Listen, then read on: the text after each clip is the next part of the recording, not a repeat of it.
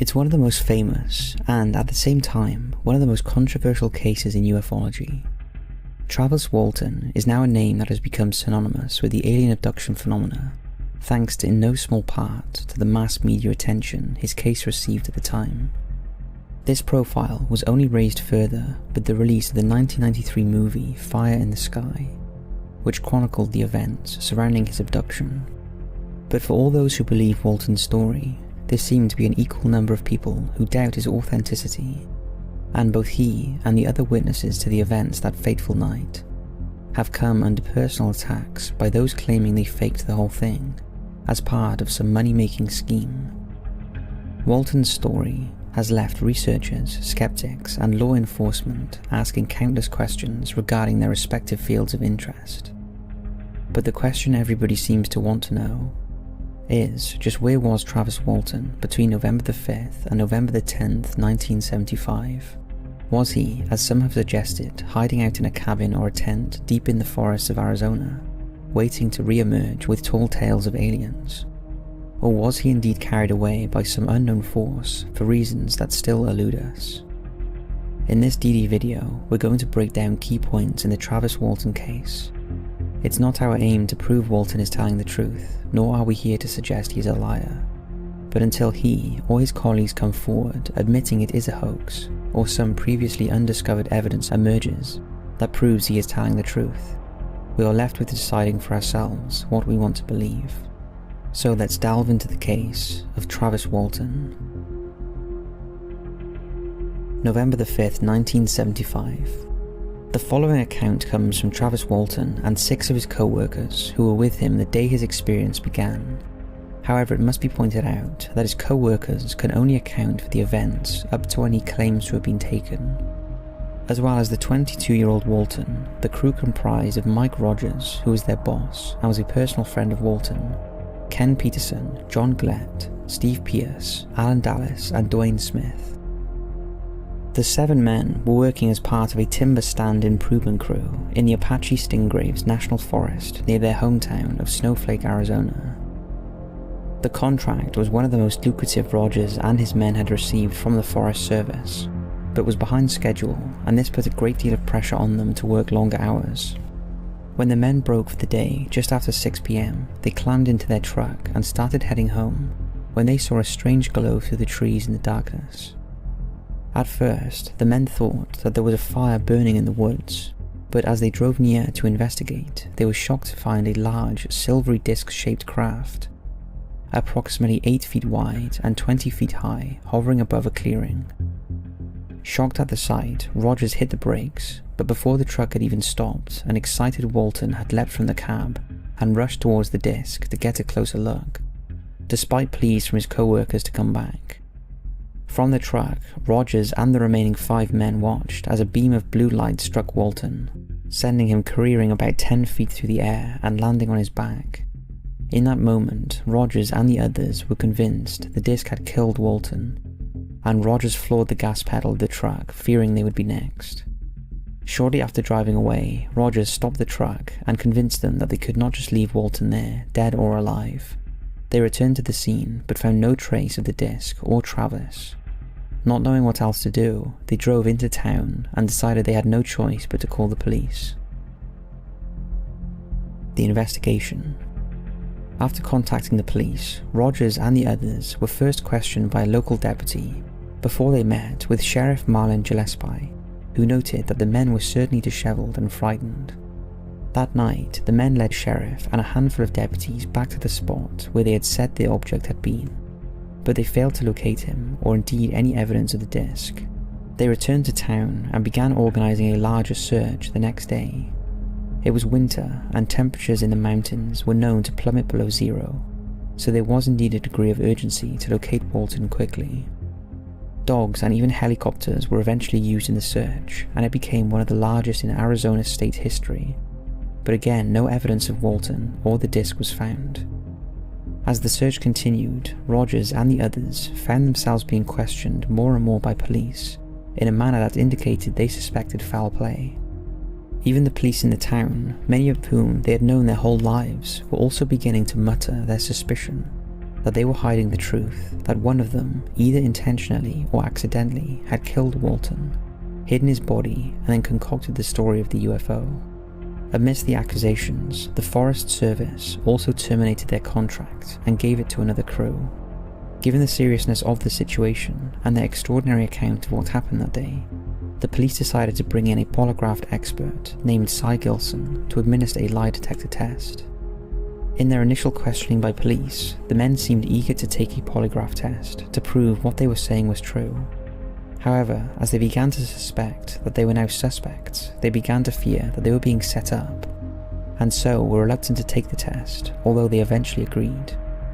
While one of them, Alan Dalis, couldn't be read accurately by the machine, all 5 of the others, including Rogers, passed the test, which only fueled the interest of the media. Unfortunately, the test did not put an end to the accusations. Almost immediately, questions over how the test was performed were being brought up by skeptics in interviews, and even some of the investigating police officers. The fact that Dallas was the only one who came back inconclusive was also of interest to the police, since Walton and Dallas were known to have had altercations in the past. This led them to suspect he had been the one who killed Walton. Then on the night of November the 10th, 1975, Walton's sister received a phone call that changed everything. It was from Travis Walton. Walton's account. It had been 5 days since Walton had disappeared, and he was badly shaken up on the phone, but managed to explain that he was at Exon Garage in the town of Heber, and he had no idea how he got there. When his family drove to the garage to pick him up, he had no idea that 5 days had passed. Attempting to recall what he remembered after he had been hit by the light, he told his family, "When I woke up, I thought I was in hospital. I was on a table on my back, and as I focused, I saw 3 figures. It was weird. They weren't human. They looked like fetuses to me, about 5 feet tall, and they wore tight-fitting tan brown robes. Their skin was white like a mushroom, but they had no clear features." Walton then explained that he felt an overwhelming sense of panic and reached for a transparent, tube-like object nearby. He attempted to smash it and use it as a weapon, but it wouldn't break. However, the beings were startled enough to scurry away, leaving him alone in the room for a short while. Then a 4th being appeared, different to the previous ones in that he was more human-looking but wore a transparent helmet that resembled a fishbowl to Walton. This being appeared to have a calming influence over Walton and led him into an adjacent room. Walton then explained, "There was a high-backed chair in the middle of the room with buttons on one arm and a lever on the other. The man left as suddenly as he had arrived, and I began playing with buttons. I pushed the lever and the scene outside suddenly changed. I felt we were moving. I know we were in a spaceship. Then things went black again." Walton then explained that after he blacked out, the next thing he knew, he was lying in the road near the garage outside Heber, and he managed to catch a glimpse of the craft as it silently took off.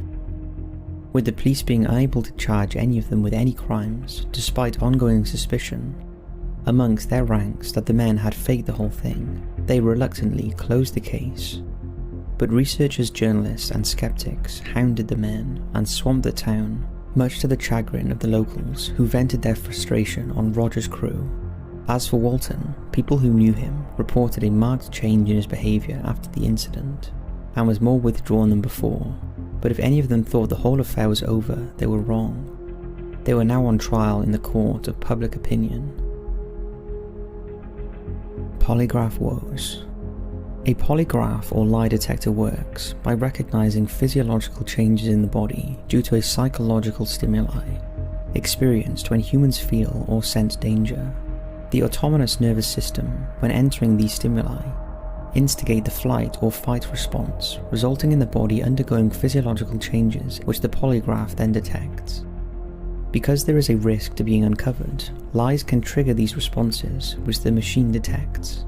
Very soon after his reappearance, Walton was quickly given a polygraph test, the result of which were eagerly awaited after the first test on the others had revealed such startling results. The test was administered by private investigator John McCarthy, who was hired by the Aerial Phenomena Research Organisation, or APRO, and the National Enquirer. but unfortunately for Walton, McCarthy concluded that Walton was being deceptive. APRO was not satisfied with the results, however, noting that Walton was still in a highly agitated state, and that this probably affected the results. They decided not to publish the results and instead conduct another test at a later date. This time Walton passed the test, and APRO and the National Enquirer published the results. This understandably generated enormous interest, and APRO especially were quick to capitalize on it, declaring the whole affair as one of the most important abduction cases in history.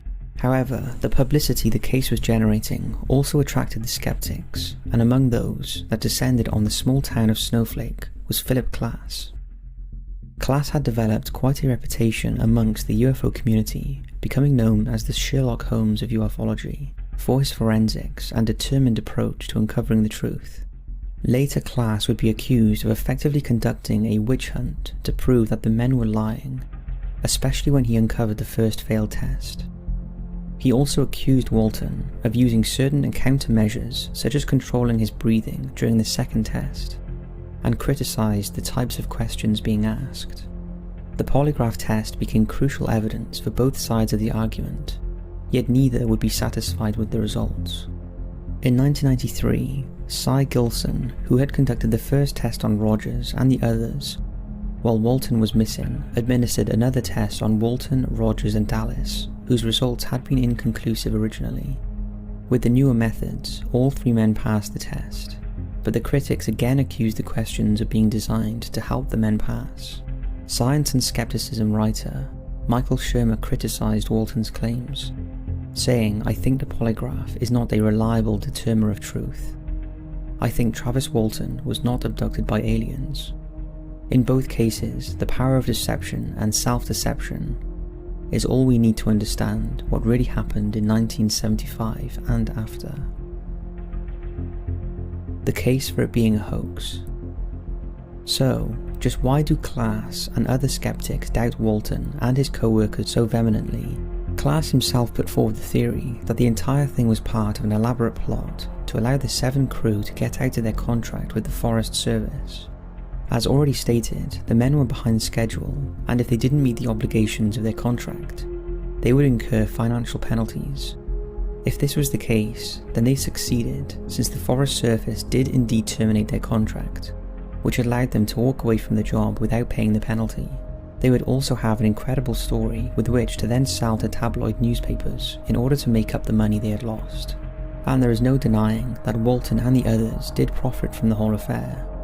Walton himself received $2,500 from the National Enquirer for the best UFO case of 1975, while the 6 others shared an additional $2,500. This greatly added to the suspicion that the men were lying about the incident in order to make money, while those who believed their story add that the incident cost them a lucrative contract, and they had to make that money up somehow. Nevertheless, according to one of the crew, Steve Pierce, Klass saw an opportunity to try and get him to say it was all a hoax, by offering him $10,000. Pierce refused, saying he knows what he saw. An alternative version of Klass's theory was circulated by members of the local police in Snowflake, who carried out the initial investigation and search. They believe the same motive as Klass, but add that Walton and Rogers conspired to dupe the others into believing they were looking at a UFO, and would probably set up a balloon with lights on it, before Walton acted out what the others saw. This would make them ideal witnesses. But regardless of whether they were all in on it, or whether it was just Rogers and Walton, the question remains, why create a story about a UFO and alien abduction, when there were so many alternative, less spectacular, and more believable ways to get out of a contract? What could have motivated them to think UFO? Many point to an airing of TV movie 2 weeks earlier, chronicling the Betty and Barney Hill abduction, as being the inspiration. But all the skeptics really had to do was look into Walton's past, and they would see that UFOs were a big part of his life. His father was an avid believer in UFOs, and it was reported that he left his mother to pursue his interest in them when Walton was a child. Walton's brother was also well known for telling stories of being chased by aliens while growing up. Walton himself retained his father's interest in UFOs even before his alleged abduction, and Rogers told investigators during the missing days that Walton ran out of the vehicle because he was a UFO freak and was probably excited by it. Some UFO researchers have also argued that Walton's story is rather inconsistent with other abductions. Firstly, why did the UFO make no effort to stop the others in the truck? Most UFO abduction cases never involve witnesses. Secondly, the memories Walton was left with were clear to him without hypnotic regression. Walton did undergo regression, but according to him on his website in 2019, "I did not recall any experiences under hypnosis that I could not remember before. The hypnosis did help me verbalize my experience in greater detail, without being overwhelmed by anxiety, but did not help me regain any lost memories." When it boils down to it, we have to decide how much weight we want to put behind the polygraph test, which is the primary evidence supporting Walton and the others' claims. As we have already discussed, there are a number of criticisms to the test, and we know it's not infallible, which is why it cannot be used in a court of law. But that does not mean that the men are necessarily lying. We also have to remember that over 40 years later, Walton and the others remain adamant that what happened that night was the truth. While the release of the movie helped reinvigorate interest in the case, it also muddied a number of details about what they claim happened that night, since several details were changed or added by Paramount Studios in order to single it out from other alien abduction movies circulating at the time. Walton today. Travis Walton continued to be a significant part of the UFO circuit, speaking at numerous events and on documentaries covering his case. His book, Fire in the Sky, was first published in 1978 and continues to be one of the most read alien abduction books of all time. However, Walton still faces a hail of criticism and accusations of faking the entire incident, with the advent of the internet only further fueling the debate. In an effort to prove once and for all he was telling the truth, he made the ill-conceived decision to participate in the Fox TV show The Moment of Truth in 2008, where he underwent yet another polygraph test. In the climax of the show, Walton was given a verdict that he was lying and seemed genuinely shocked when the results were announced. Shortly after the show, Walton issued a response stating that he now knew the methods used in the test were obsolete ones that weren't accepted in most US states. He also accused the producers of editing the finished show in such a way as to make it appear the audience turned on him after the results, although he claims he was still cheered by many of them. In 2012, Steve Pierce decided to break his silence and speak to Open Minds TV about the events of November 5th, 1975, and about Philip Klass, offering to pay him $10,000 to say he was lying. It was a welcome show of support for Walton, particularly after the appearance on Moment of Truth. In recent years, Travis Walton has pushed for a new movie to be made about his story, but this time he wants far more input in the writing of the script in order to make it as accurate as possible. He also maintains a website where he answers questions people have about his experience. New support. If it seems like internet forums and TV shows seem determined to discredit Walton, it should also be pointed out that he continues to win over support for his claims, and this has led to new theories being suggested by UFO investigators and even Walton himself. In 2017, UFO researcher J.P. Robinson admitted that until he met Walton, he was skeptical about the authenticity of the story. Speaking in the British newspaper The Daily Express, Robinson said, "After having spent quality time in his presence and talking privately about his experience, I can only conclude that this man really did meet these beings aboard their ship.